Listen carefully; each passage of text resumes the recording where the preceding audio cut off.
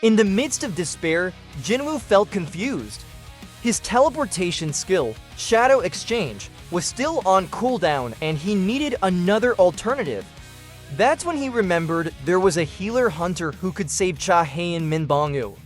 Jinwoo intended to revive him, but there was a big problem: the camera was still recording. He didn't want the world to know about his taboo skill, the ability to resurrect a corpse. With a sharp gaze, Jinwoo turned to the cameraman. "Can you turn off the camera for a moment?" he asked. The cameraman stood there, stunned, unsure of what to do. "Hurry up, or I'll destroy your camera," Jinwoo said in a threatening tone. Although confused, the cameraman finally complied with Jinwoo's request. As soon as the broadcast was cut off, Jinwoo immediately summoned his shadow soldiers and gave them an order: find Hunter Min Bong-woo's body. Baek Yoon-ho, who was watching, looked confused but slowly began to realize something. Not long after, one of the shadow generals appeared, carrying Min Bong-woo's body. However, when Jinwoo saw the headless corpse, doubt crept into his mind. Can my skill really bring him back? He thought. On the other hand, Baek Yoon-ho began to feel worried. He feared that Jinwoo would do something reckless in his desperation to save Cha-hae. But Jinwoo didn't care. He immediately activated his skill on Min Bong-woo's body. "Arise," he commanded. A black shadow surged and enveloped Min Bong-woo's lifeless form, but nothing happened. The summon failed. Not willing to give up, Jinwoo tried again: "Arise." But the result was the same failure. At that moment, Jinwoo realized something: Min Bong-woo was refusing to be resurrected, as if his will rejected the idea of returning through such a taboo act. With a desperate whisper, Jinwoo said softly, "Please rise, someone's life must come first." Once again, a black shadow covered Min Bong-woo's body. This time, Baek Yoon-ho couldn't contain his shock. "Hunter Sung Jinwoo, what are you doing to Min Bong-woo's corpse? Oh my god.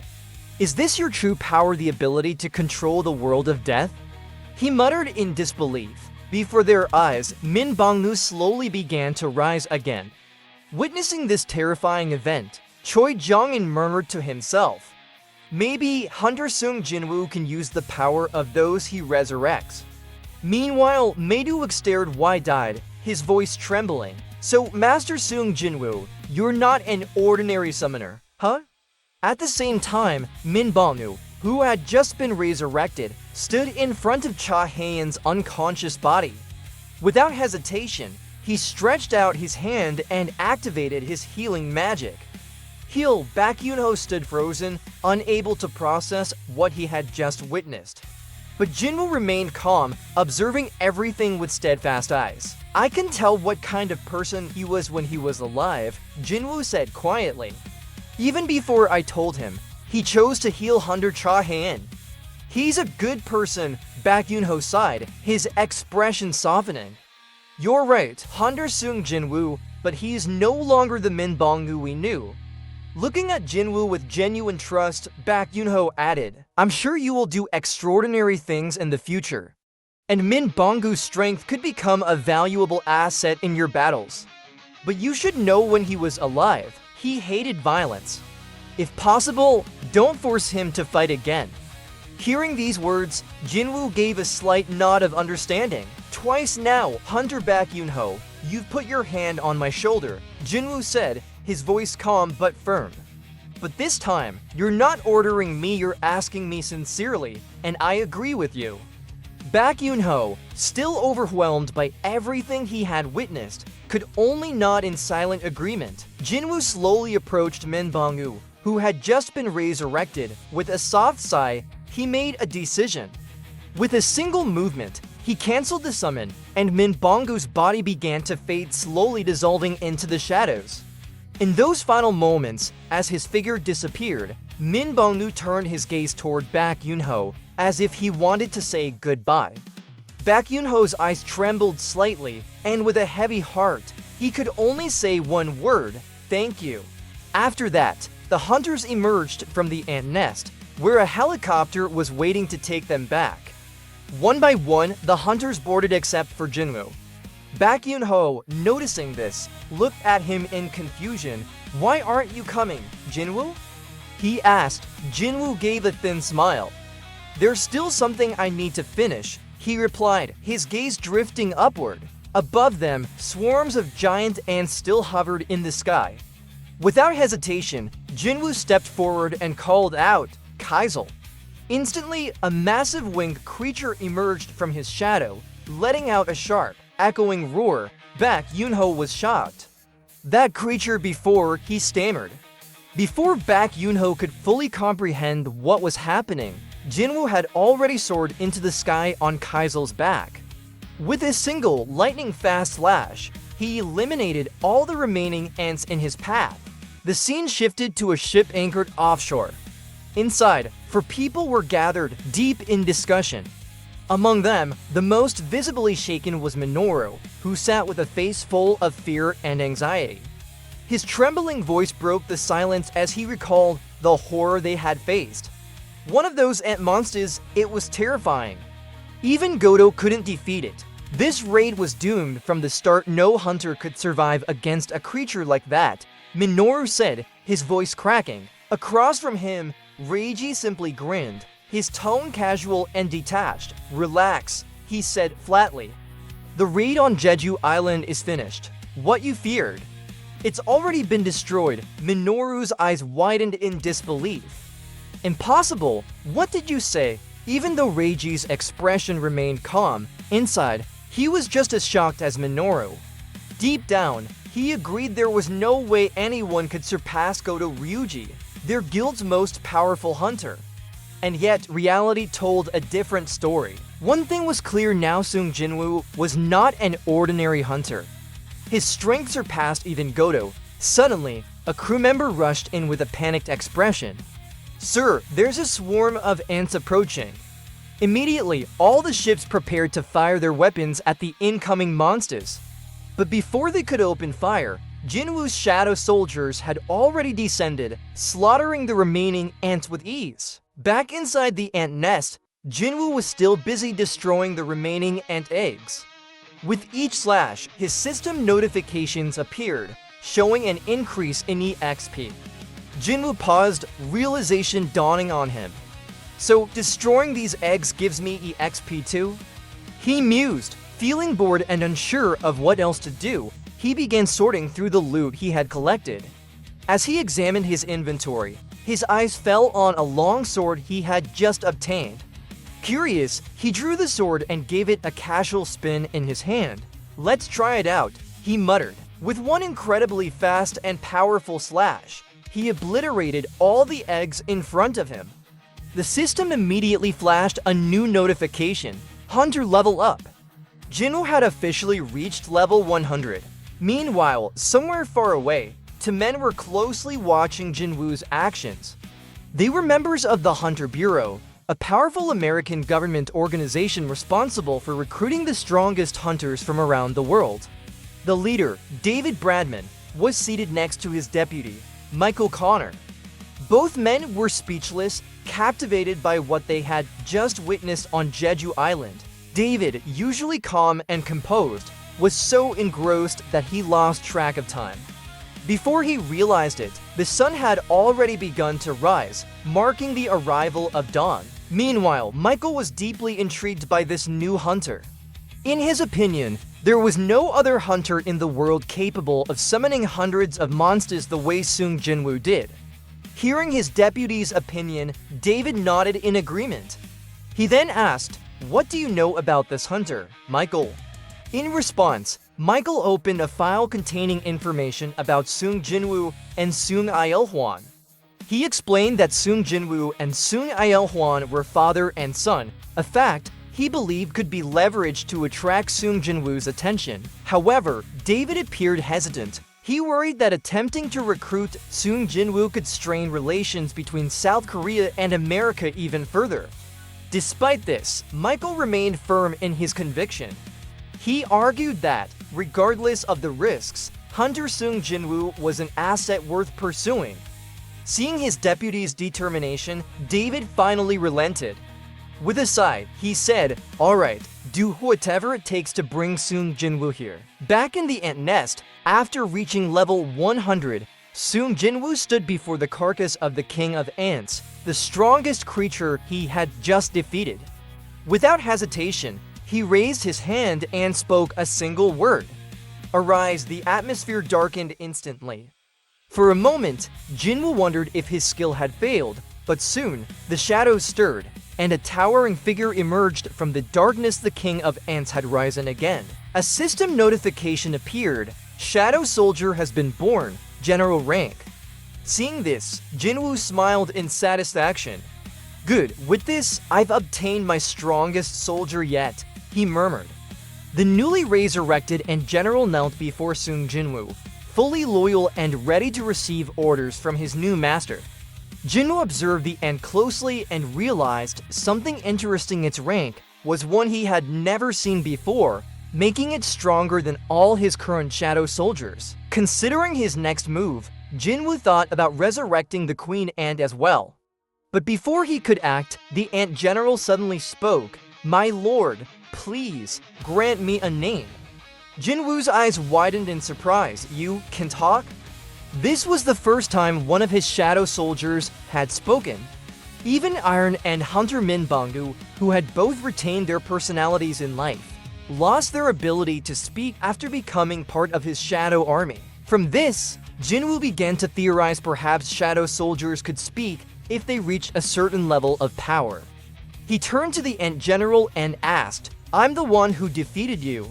Knowing that, will you still obey me and follow all my commands?" Without hesitation, the ant general lowered his head and replied, "I never considered myself to be dead by your hand, my lord. On the contrary, I feel as though I have been reborn because of you. In my heart, I am grateful, and I will faithfully follow your every command. Please grant me a name."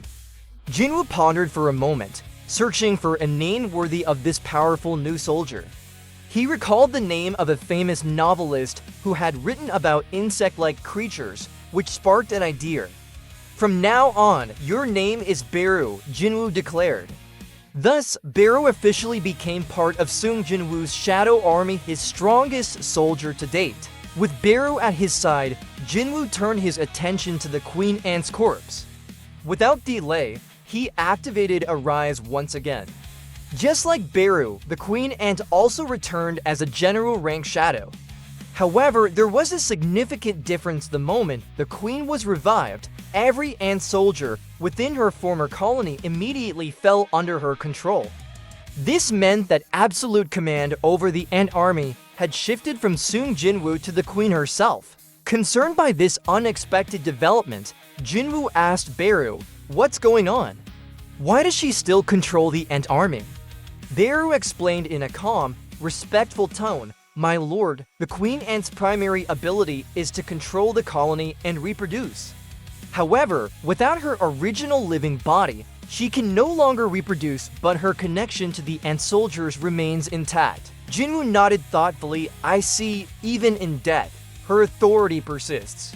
With Beru and the queen ant under his command, Sung Jinwoo had secured not only unmatched power, but also a new level of understanding about the mysterious potential of his shadow army. Additionally, the queen ant no longer possessed any fighting abilities. After hearing Beru's explanation, Jinwoo decided to cancel the queen's summon, ensuring that the pseudo-queen would not be resurrected again. At the same time, Jinwoo also forbade his shadow troops from taking any magic crystals from the ant nest. He understood that these crystals were not his to claim. They belonged to the Korean government and were meant to finance the redevelopment of Jeju Island. Understanding their master's orders, the shadow soldiers immediately released the magic crystals they had collected. Jinwoo felt no regret after all. The loot he had gathered from the demon castle was already more than enough. At that moment, Beru informed him that, without the queen ant's presence, the remaining ant soldiers had become restless. Jinwoo turned to him and asked, "How many ants are still alive?" Before today's raid, Beru replied, "There were approximately 8,700 ants. Now around 4,000 remain, my lord." Jinwoo let out a deep sigh. I imagine it will take quite a while to wipe them all out. I can't believe so many are still left. If I leave it to you, can you finish them off? Without hesitation, Beru lowered his head in loyalty and replied, If that is your command, my lord, I will carry it out without fail. Meanwhile, on a ship sailing through the stormy seas, Baek Yunho and Limit Taeju observed a swarm of ants moving rapidly toward them. Immediately, the ship's crew began firing cannons, while the hunters unleashed powerful magic attacks. The result was dramatic. The ants exploded in the air like fireworks. However, the ant assault was not limited to the Korean Hunters Guild. The attacks spread to every corner of the coast, forcing other guilds to prepare for battle. Even the Hunters Guild and the Night Guild took positions, ready to defend against the onslaught. Among the defenders stood Lee Min-sung, and a rank hunter, but his fearful expression caught the attention of those around him. One hunter nearby muttered quietly, Isn't he supposed to be in a rank? Why does he look so terrified, like a coward? Is he all bark and no bite? The ants had now reached the shoreline, causing the weaker hunters to grow increasingly nervous. Many doubted whether they could withstand such a massive invasion, but just when the situation seemed critical, something unexpected happened. Beru appeared. In a flash, he eliminated all the attacking ants with blinding speed. His movements were so swift and precise that the other hunters could barely follow him with their eyes. It took 2 days to completely eradicate the remaining ants. Some even escaped to the China Sea, prompting Chinese naval forces to prepare their cannons for a counterattack. However, the captain ordered his men to hold fire. The reason? The strongest hunter in China had personally arrived. He was eager to finish off the remaining ants alone. With 2 swords glowing in his hands, his body radiated a brilliant yellow aura, casting a dazzling light across the ocean. With a single strike, he cut through the swarm effortlessly. The ants were sliced into pieces mid-air, their bodies falling into the sea like shattered glass. The Chinese hunter smiled faintly and muttered to himself, If only the ants that Sung Jinwoo fought were still alive.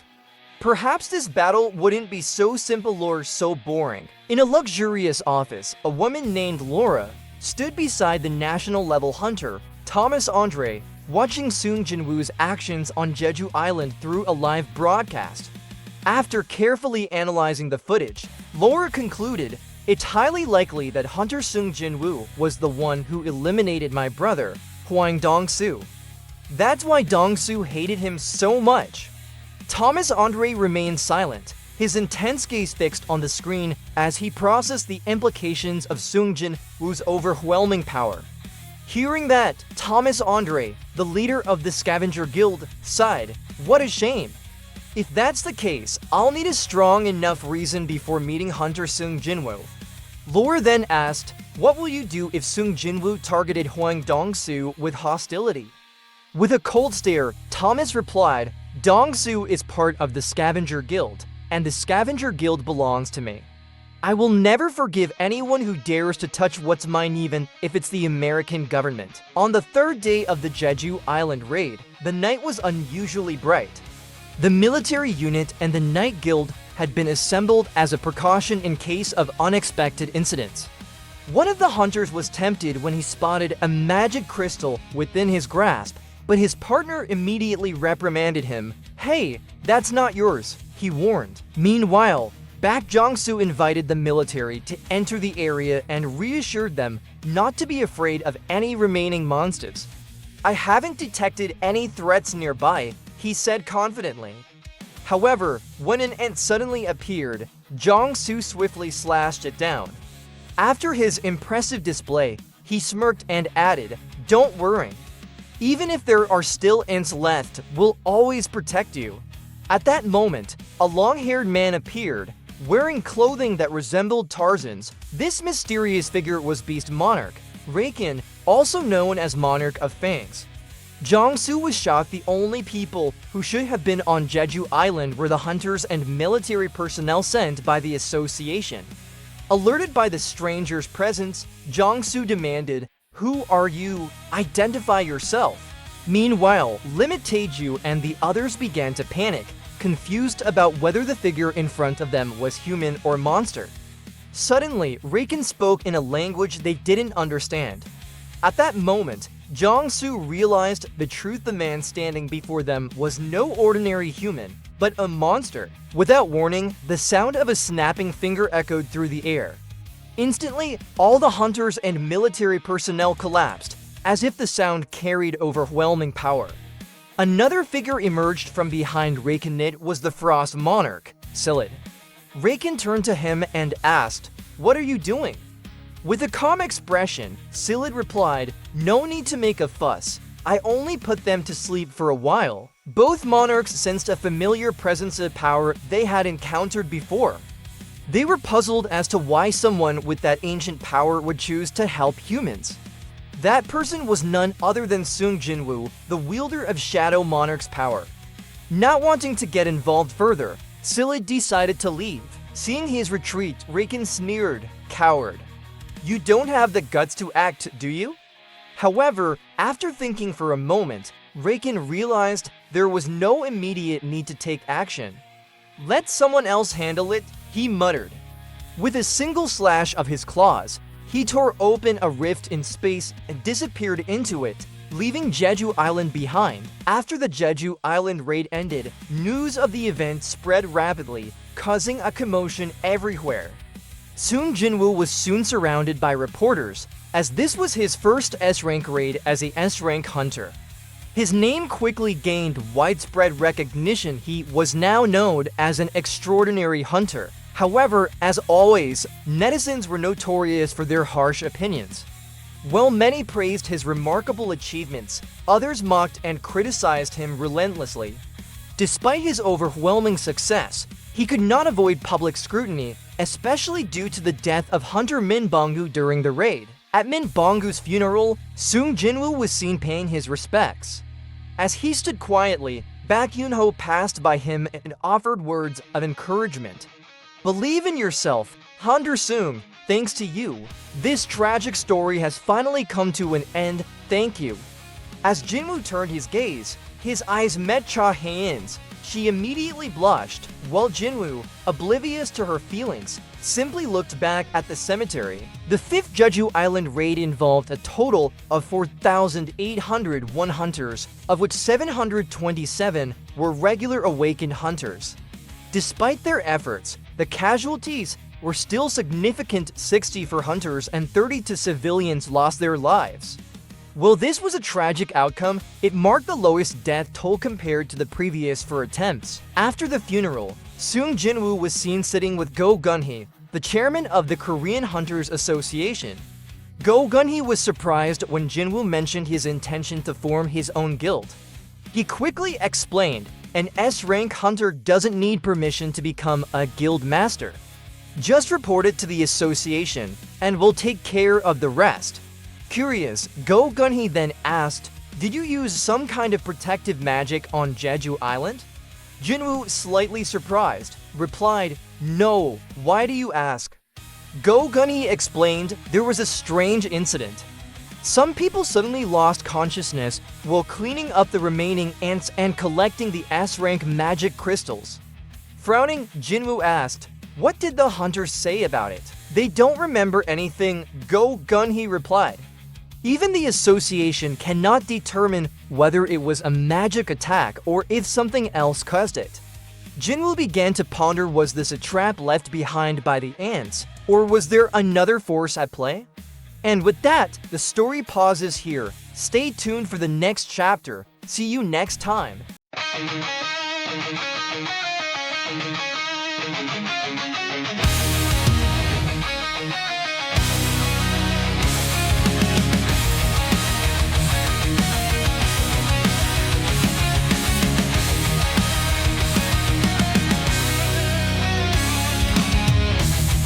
Shadows I walk alone, a king reborn, my power grown.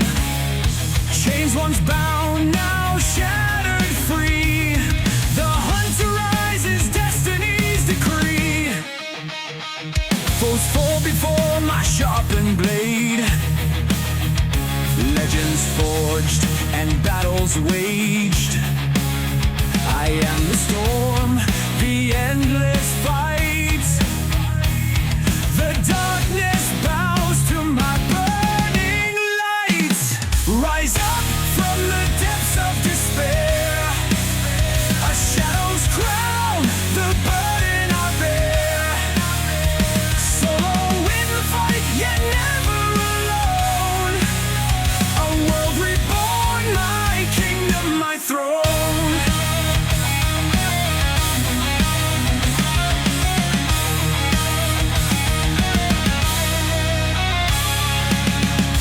Monsters fall beneath my stare. In every realm I'll be their nightmare. Gateways open to worlds unknown. I'll claim them all, my power shown. Allies gather strong and true. A shadow army loyal through. Together we'll ascend the skies. Bound by fate, we'll never die. Rise up from the depths of despair. A shadow's crown, the burden I bear. Solo in the fight, yet never alone. A world reborn, my kingdom, my throne. The weight of the world, it calls my name. Through blood and fire, I'll stake my claim. No turning back, the die is cast.